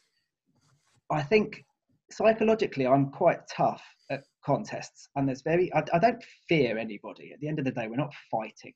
You know, all these people are, do you fear anybody? Well, no, it's bodybuilding. We're going to be there in our pants, oiled up. Like, there's only so much damage that can happen, you know? So to the point where I competed against Rich Gozdecki in 2011, and I was adamant that I could beat that guy, you know?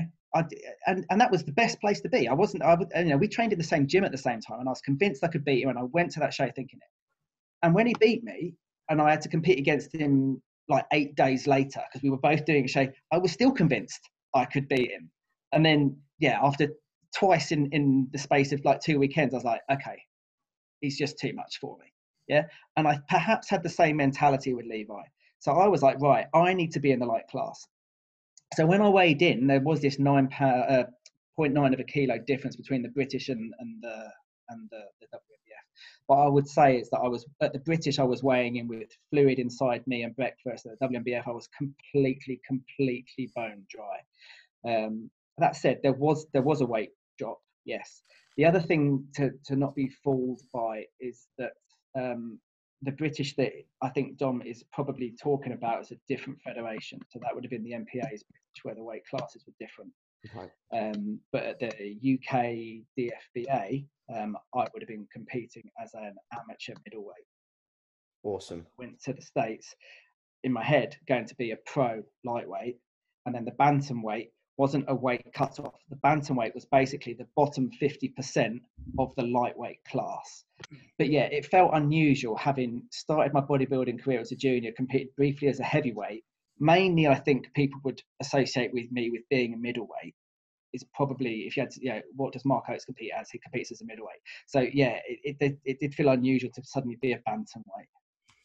You were very close though. I remember that year, 13 at our UK championships.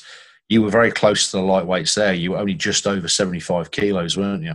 75.7, according. That's right. And then you dipped. What did you weigh in at the Worlds? 74.8. 74. Just under 75. Right. Because I know that the lightweight division at the time was 165 pounds, which was 75 kilos on the nose. And I know that the guys that ended up staying in the lightweights were like literally all 74.9 or 75. Yeah. And you at 74.8 put you in the bantamweights. So I think when people hear bantamweight, they think that you dropped a massive amount of weight, don't they? But the bantamweight was a tag given to the class as opposed to a weight limit. Yeah, and I'd be completely candid about this. I'm incredibly proud to have won the WNBF Pro Bantamweight. Yeah, the pro classes, the WNBF are next level. They're off the hook. That's as good as it gets. And I beat some great athletes. I'm under no illusions. If I'd been in the lightweight class, so I was more concerned about Levi than I was Brian going there, because I'd competed against Levi before and he's a tank and all the rest of it. And photos of Brian, so this is Brian Whitaker. For those of you who don't know the sport, I suggest you Google him. Photos of Brian Whitaker, I was like, I can take him, because I think that about everybody.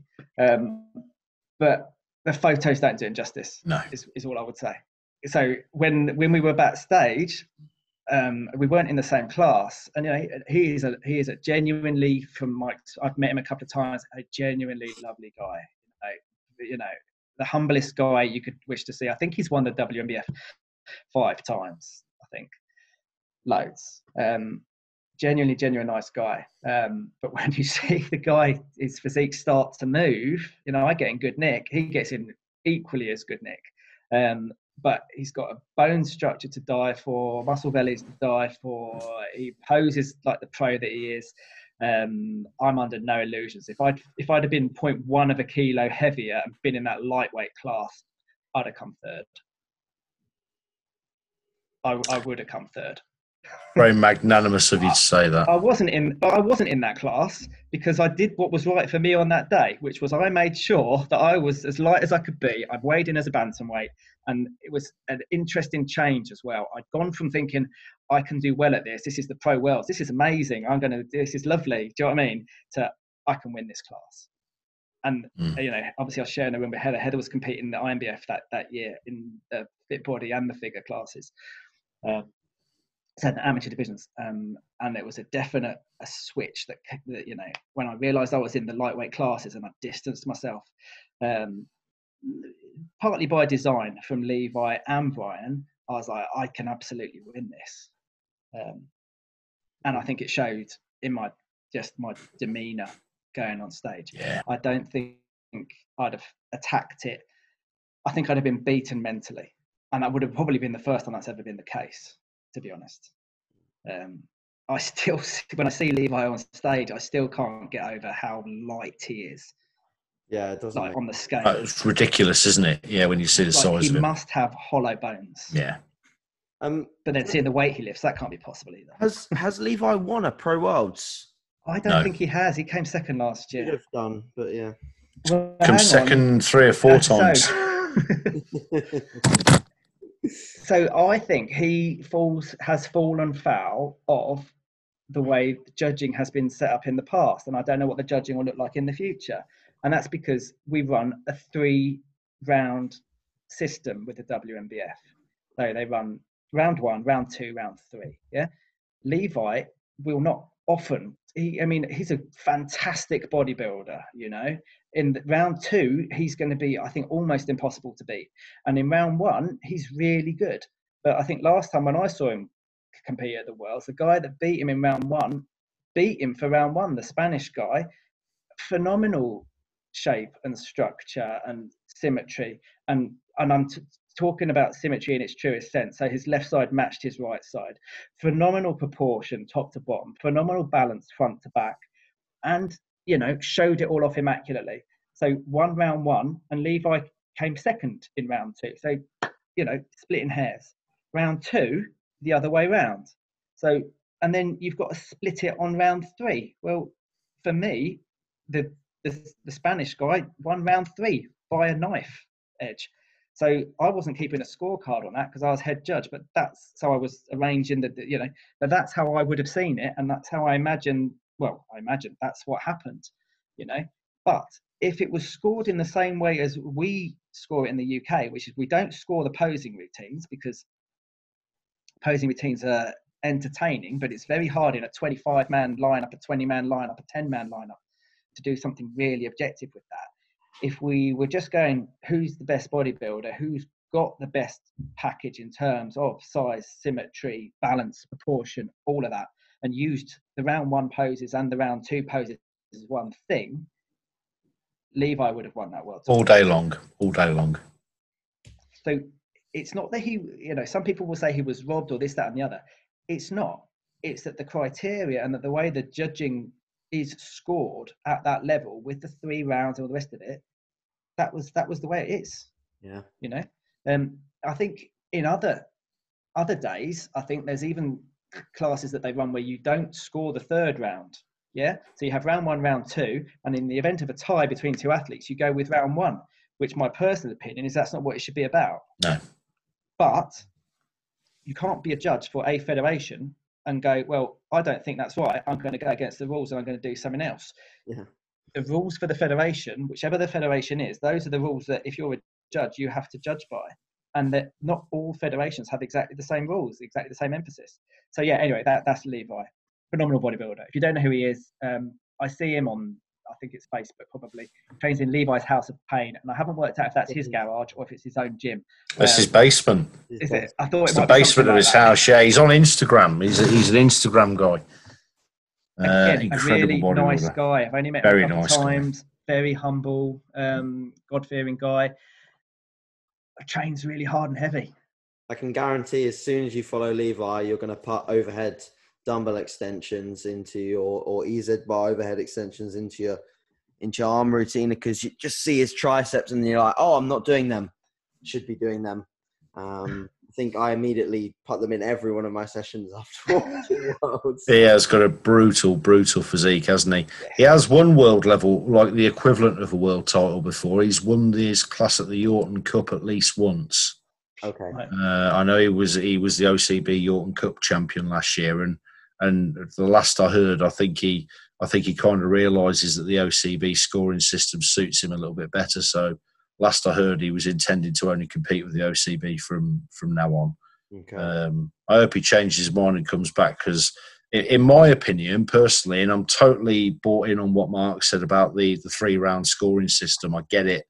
I do get it, and I do get how it works. But, in my opinion, in that Pro Worlds last year, he was the best bodybuilder in the whole show. He should have been the overall world champion last year.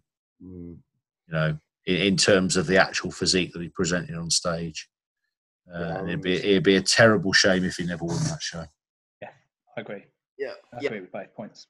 And just one final reference on that question: if anyone wants to watch the 13 Wilds, then there is a video of that. I'm pretty confident on YouTube. Mm-hmm. So you can find. I'm pretty sure there's quite a bit of pre-judging, and then you'll find the 4 of them. I think it was you, Brian. Was it Siobhan, and I forgot who won the heavies? Who won the heavies? Abraham Chabe. It was good. So yeah, we'll do one more question. because these are not like other podcasts where the question answer is about a minute, and so it's about 20, which is good. I can do rapid fire if you want. No. We prefer this style of questions. It makes for a better podcast, mate, because half the questions are okay. And If people want to know how I train, Google it. And I mean that with the utmost respect. It hasn't changed. It's there. We'll do one slight question on training, just to touch it, and then we can sort of lead people to the direction of the blogs and the forums, etc. So, just one question from Anton Smith, who asks, is Mark aware of, and has Mark ever used reps in reserve or any techniques to basically leave reps on the table with your training? Me and Lee have had a discussion about this already, but I can tell by your facial expression that you don't know what that means. But yeah, reps in reserve. Have you heard of this? Do you know what it is? Have you ever used reps in reserve? No. No, that's good. Not even for warm-up sets? No, not for warm-up sets. Do you want me to expand on that? No. Really, no. No, I don't. I go to failure. So at the minute, I'm training in the garage, and I'm still going to failure. I've got my dumbbells. So I've got, I set that. I've got dumbbells from 12.5 to 42.5, and I'm going to failure. It's on whatever creative solutions I can find for the different movements. And I'm actually having quite a good time and quite enjoying it. It's like when you first started training, you don't have a lot of kit. I guess more recently in the gym, I'm training on my own. And that's been the case for probably a couple of years now, largely speaking, because I've got a chronic back injury now, which doesn't massively inhibit me anymore. I had to have 5 months off training a couple of years ago, and I had a bit of surgery, and I had antibiotic treatment, which I'm happy to talk about it. It's not that interesting. So I did all of that, and so since then my training has slightly changed in terms of some of the movements, but I still go to failure. When I was full bore competing and training and not injured, no, failure. Small reps, occasionally singles, commonly 4 to 6. Would occasionally do drop sets, and if I do put reps in, so these aren't reps in reserve, but I'm a big fan of doing 21s. I still am. I don't understand why people think that 21s can only be done on biceps. It's 21. That's what you do on biceps, isn't it? Yes, or it's what you do on leg press. It's what you do on squats. It's what you do on deadlifts. It's what you do on bench press. It's what you do on any movements. So the bottom third of the movement for 7 reps, the top third for 7 reps, and then the full. So occasionally I would do that to rest up the joints slightly.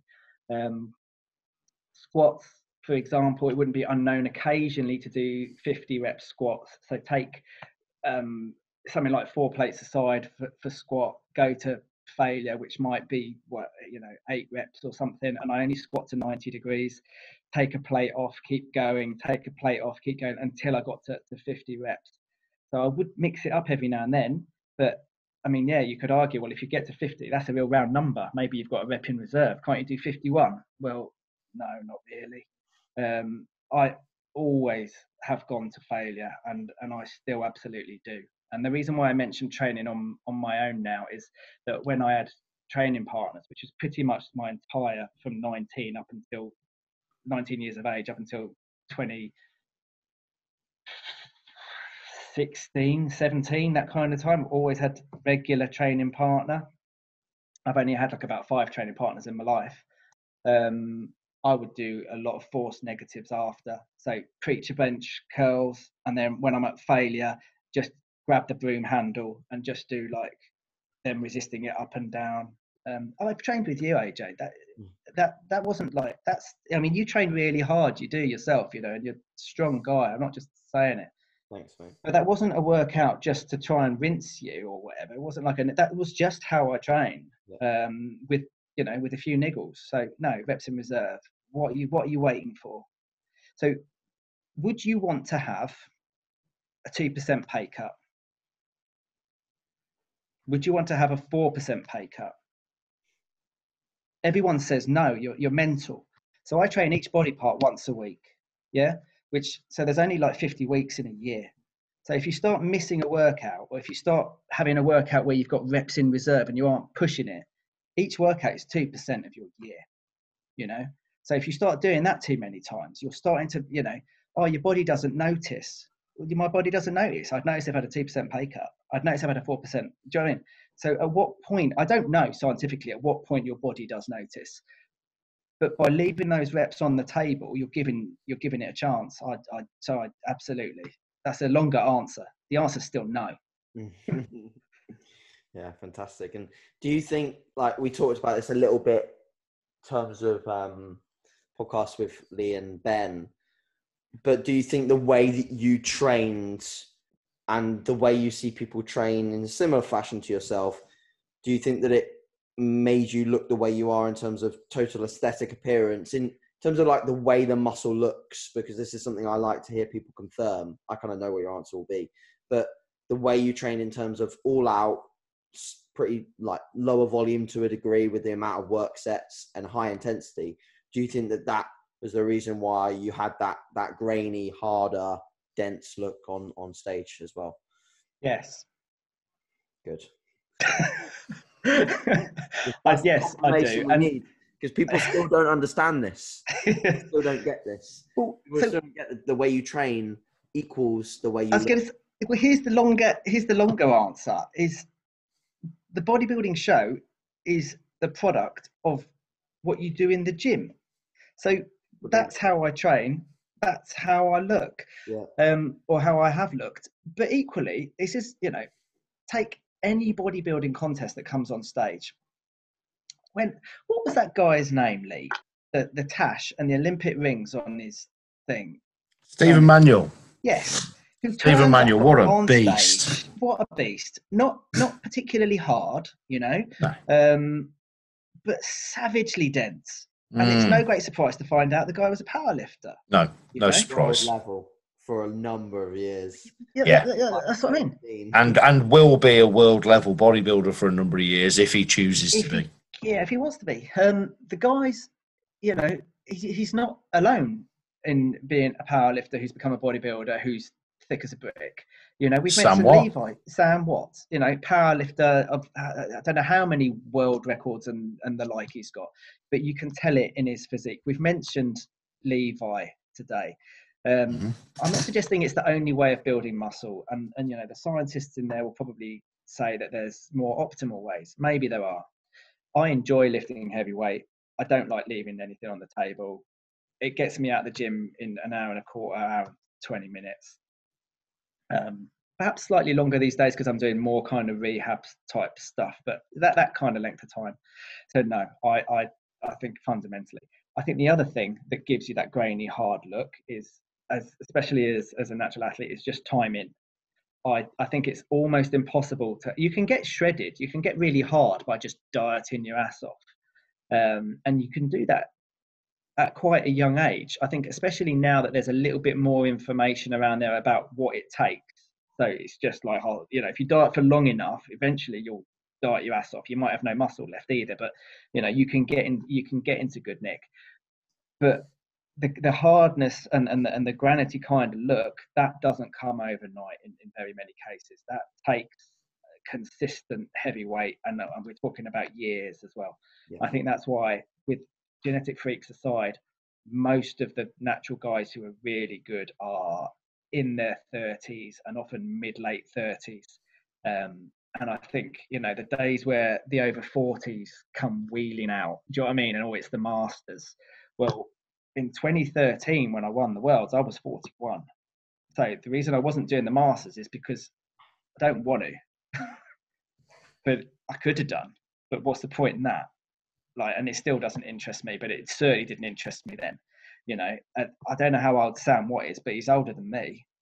I'm sure he's older than me. If I revealed his age publicly, he would probably hurt me, so I'm not going to. So I'm 48 now. I'm pretty sure he's older than me, and he's won shows after me, so he's in his 40s.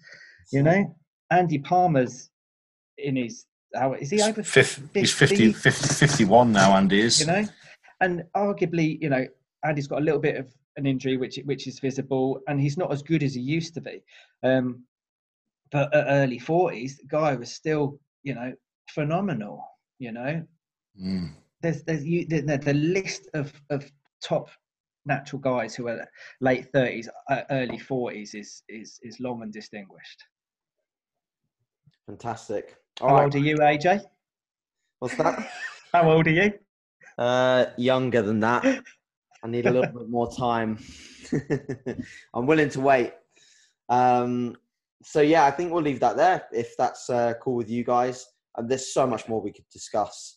We'll have to get you on. We could be here for days. We could be here for days. We could go into nutrition. We could go more in depth on training. There's loads of things.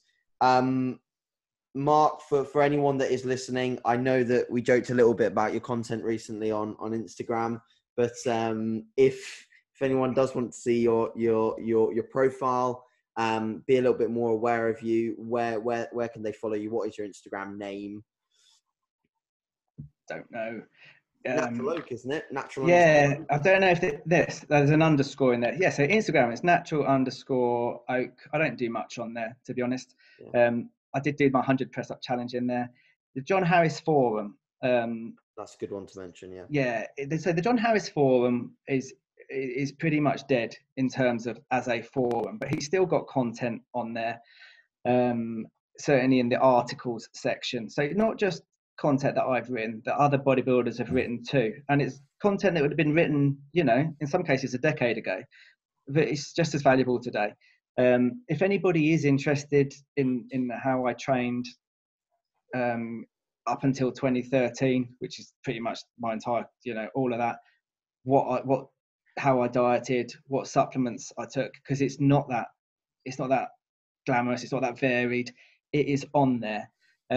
And I can answer the questions now because people have often read that and they've gone, well, did you do this as well as that? Or on a different day, if you didn't want to do that? No, that was what I did every day. If it's not written on those 2 articles about, how much vitamin C I had, how many, I didn't do it. Okay. I did that every day. That was that. And the lifting of weights, it's in there. It's absolutely in there. It's not BS. It was that. So, if those articles still find a home for people and add some value, then that's great. But yeah, that's the beginning and the end of it. I'm on Facebook. I occasionally put stuff on there. Not much. I normally answer questions. I normally answer sensible questions and respectful questions. Okay, cool. That's good stuff. What I don't do is give feedback, just to put it out there. No feedback allowed. No feedback. Buy the photos. Buy the photos. All right. Thank you, Lee, again for joining us this evening. Really appreciate it, mate. Had a brilliant. I really enjoyed tonight, mate. Really have. Yeah, and again, thank you, Mark, for your time. I really appreciate it. I know you're a busy man, but yeah. No, I've loved it, AJ. If we do manage to find ourselves in the WNBF worlds this year in whatever capacity, I'm hoping that we can get there and be healthy and all the rest of it. I'm hoping we'll share a room again. I hope so too, mate. Special nights. All right, guys. Thanks for listening to the podcast. We really appreciate it. And yeah, we'll tune in next time. Cheers. Cheers.